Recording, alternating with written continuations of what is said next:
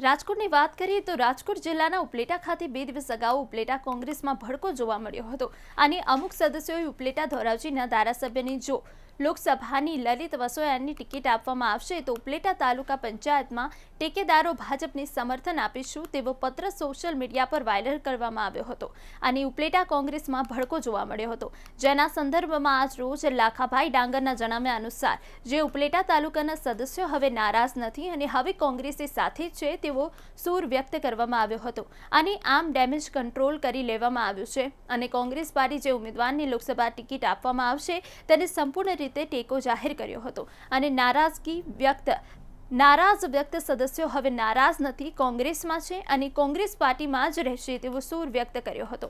આવું ઉપલેટાના કોંગ્રેસ અગ્રણી એવા લાખાભાઈ ડાંગરે મીડિયા સમક્ષ જણાવ્યું હતું। આમ ઘીના ઠામમાં ઘી ભળી ગયું હતું।